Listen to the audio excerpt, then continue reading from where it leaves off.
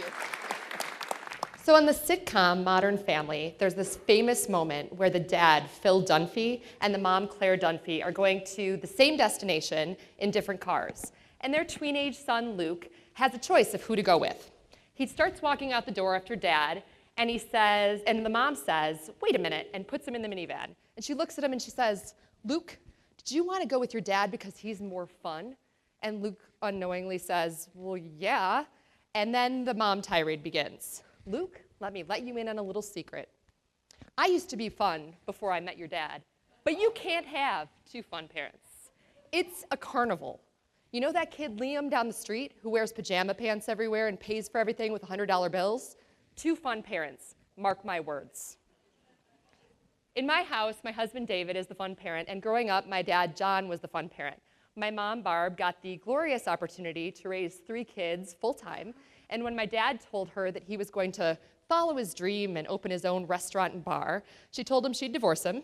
We're really glad that was an empty threat, because the farmer's daughter that she was, big shoulders, took on project managing a family full-time and a business full-time. She didn't have time to be fun. She left that to Dad. My dad's nickname, growing up and now, is Nutsy. He's always the loudest in the room, the first to crack a joke, and the first to instigate anything from a game of cards to an indoor game our family calls Gotcha Last. He also showed up at each of our wedding receptions in costume. At my brother Troy's, in a zoot suit. At mine, in a circus ringmaster costume. At my brother Shane's, in a Hawaiian luau man outfit. He didn't go to college, he was in the Marines, and he told me last night, "I have my MB, my master's in bartending." He's been a bartender for 45 years, and his ability to bring levity and humor to a situation has served him, his business, and our family really well. And I'll tell you what, if I've had any professional success, it was because I had a master class in leadership from watching him with his customers and his employees. Now, this is a guy who gets the newspaper every day and reads it cover to cover. He is supremely proud of his 7-year-old flip phone and does not text or Twitter, but he has a superhuman ability to connect and build relationships with everybody from a 3-year-old child to captains of industry. So his superpower is human connection. Whenever my husband and I are in a pickle and we can't figure our way through something, we'll throw our hands up and say, "What would John Fuhs do?" And that has become shorthand for how do we salvage the situation, make the right choice to build and maintain the relationship. So what is behind this superhuman ability of him to connect? Well, it is humor and listening, for sure, but it's inherent in 2 things that he always said to us growing up, and that now his 8 grandchildren repeat daily. So his first secret weapon, a little please and thank you go a long way. When I was a kid, we didn't go to restaurants very often. Finances were tight, but when we did, we'd go up the street to this place called Mr. Steak. And I was an odd child. I liked my meat really well done. So the server would come, and I would say to them, "I would like it butterflied and well done." And one of 2 things would happen. Either everybody at the table would get served before me, and my meal would come out 10 to 15 minutes late, or my meal would come out with my family's, and it would be really, really pink inside. Either way, I was sad. And what my dad would inevitably do is wait for the first person from the restaurant to come through. He'd say, "Hey, can you send me the manager, please?" The manager would come over, my dad would stand up. This is my dad imitation. Ready? He'd put his hand on their shoulder, and he'd look them in the eye, and he would say, "You know, I own a restaurant too, and I just want to let you know what happened. My daughter ordered her food well done. It came out pink, and I'd really appreciate your help getting this order right. I know how hard that is." The manager would be really, really apologetic, grab my food, run to the kitchen, bring it back perfect, and usually we'd end up getting free dessert out of the deal, right? My mom is also a Mary Kay lady, and I've always been fascinated with Mary Kay Ash, the cosmetics entrepreneur, who once said, "There are 2 things that people want more than sex and money, and that's recognition and praise." So everyone from CEOs to my dad to researchers, as it turns out, think that these 2 magic words are more than just good manners. In fact, saying thank you and expressions of gratitude actually help you build and maintain relationships. Studies suggest that they help you start new friendships, they help you improve your mental and physical well-being, and they also help you cope in times of stress. In 2010, the prolific Adam Grant and Francesca Gino from Wharton and Harvard, respectively, did a study that I'll simply say was trying to figure out what happens when people get thanked. They took a hypothetical sample, Eric, who had written a cover letter. He got feedback from the sample pool. He then revised his cover letter, and he went back for a second round of feedback. To the first group, he said, "Thank you so much for helping me. Would you please help me with my second version?" To the second group, he said, "Here's my second version. Can I get some extra help?" Not surprisingly, the first group whom he had thanked was 100% more likely to help Eric with his second draft than that second group. 100% more likely. 100% more likely because they'd been thanked. Why? Why? When asked, they said it was because they felt needed and because they felt socially valued. Socially valued is just a really fancy way to say that they felt like they belonged. And we are tribal animals. We need to belong, right? There's a professor at Stanford, Gregory Walton, who does a lot of research into belonging. And he says that our interests, our motivations, our health, and our happiness are inextricably tied to a feeling of belonging to a greater community. Inextricably tied to a feeling of belonging to a greater community. And yet we still don't express gratitude. Grant and Gino say that only 50% on average of us express thank you to those who are our relatives, and about 15% of us express that at work. It's a pretty poor statistic. And we spend a lot of time as a nation trying to get more health and more happiness. We join social clubs, we go to life coaches, we go to gyms and get memberships, right? I think the last statistic I heard, we spent between 40 and 60 billion with a B dollars on gym memberships last year, and only about 30% of us went. Here's the deal, people.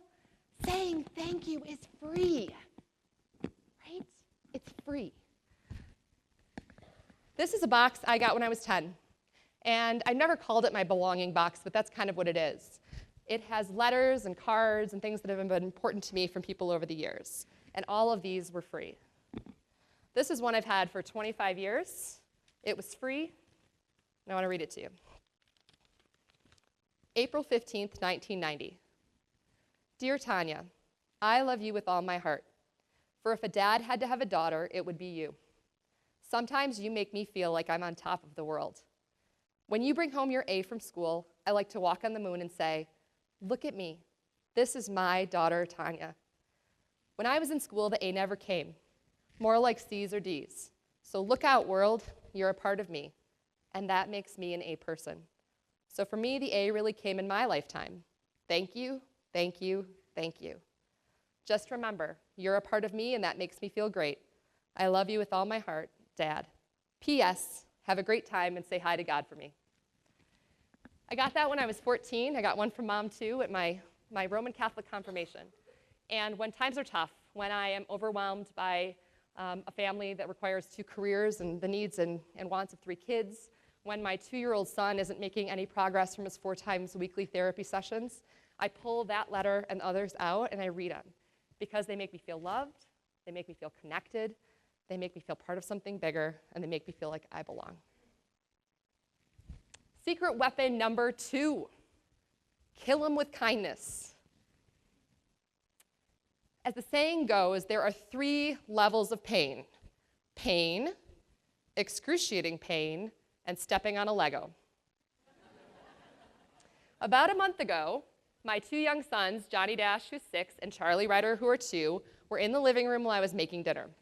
And I hear Johnny howling, and I run in just to see him grab his little brother's shoulders and say to him, hey, Charlie, thanks so much for putting that Lego there. I really appreciated stepping on it. And he drops his hands and he looks at me and he goes, well, I did what Papa said. Killed him with kindness. Some days are better than others, and we get whipped up by the chaos and emotion around us, right? And the question is, in those moments, do we, when somebody says, oh, you're crazy, that idea is crazy, do you, like my dad, say that's Mr. Crazy to you? Or do you plot and get eventual revenge, right? We've all got these mental models that we've built up over the course of our lives from the situations, the experiences that we've encountered. And those models form our belief system, and they form the way that we act. For instance, my husband, he believes that it is disrespectful if you do not respond to an email message, a phone message, or a text message as soon as humanly possible, which means he will drop stuff and text you right back. I, on the other hand, believe it is disrespectful of you to think that I should respond to your text message, email message, or phone message when you send it. See, even the way I said that makes my way sound better, right? And in any event, when I don't text him right back, he gets sad. And what we learned from our preschool program with Johnny is that when you get sad, you get bad. That's when you put on the brake and give the middle finger to the guy who's been tailgating you for 2 miles. That's when you berate the service clerk who put you on hold for 10 minutes without telling you where she went, right? The question is, what do we do in those moments? What do we do? Dad says kill him with kindness. There are lots of technical terms for kill him with kindness. Peter Senge calls it the second discipline in his seminal work, The Fifth Discipline. It's been called assuming positive intent, suspending judgment, walking down the ladder of inference, whatever you want to call it. In our house, we call it the maybes. Maybe that tailgater was trying to get to the hospital because her husband was put in the ER. Maybe that service clerk knows the bureaucracy of her organization really well and is trying valiantly to get you an answer. Whatever maybe puts you in a state of mind to make the right choice that will salvage the relationship and build it for the long term, right? I think that if we all, so maybe you get out of the left lane and you get into the middle lane and let the tailgater through. Maybe you go check your email while you're on hold and do something productive. Whatever maybe gets you to a good place. I think if we all did that, we might not get world peace, but we might get something close. I got 2 letters from my grade school principal, and I want to share those with you too, because I think that gets to this point of kill him with kindness. December 1st, 1993, and January 15th, 1996. You know, I can't believe that you are at the University of Michigan, since it seems that only yesterday you were just outside my office door. My fondest memory of Ann Arbor will always be the annual street fair. Where else can you walk hand in hand with your wife shopping the many craft fair booths, only to look up and see some young guy dressed in nothing but butt floss? Must have been a Spartan who got lost on his way to Lansing. I've been a principal for 20 years and a teacher for 9 years before that, and I can honestly tell you that I don't know any parents that have done a finer job than your mom and dad. They made tremendous sacrifices to put you all through Catholic schools. I have always been impressed with the way they brought you 3 up. They seemed to me to have the perfect blend of love and discipline. There were times at St. Jude when your mom and dad had occasions to be upset with a couple of teachers, and I'm sure they were, but they handled it with restraint and they worked through it. Your mom and dad have great class. I have never met parents better than your folks. Mr. Meitner. I turned 40 in 47 days, but who's counting? And on any given day, my husband will tell you I'm going through a massive midlife crisis, which usually is revolving around whether I'm going to audition for The Voice or So You Think You Can Dance. On the other days, I'm really reflective about what worked in the last 40 years and what I want to do differently in the next 40. And I was sitting in a meeting last week with my colleagues, Melissa and Ann referred to me as a holy terror. And I thought, whoa, that's got to change. So I am committed, as I go up and over the hill and down the next 40, to having more grace and gratitude like my parents taught me to.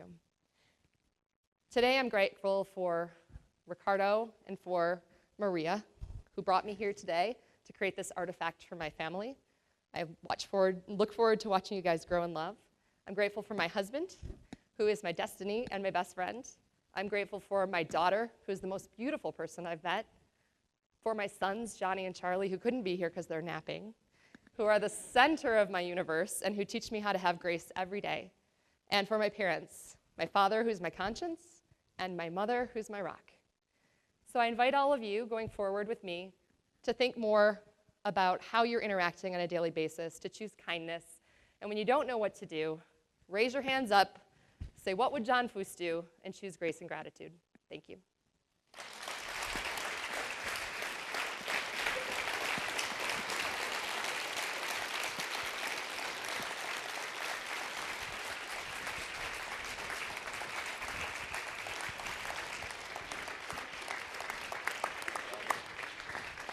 Hi.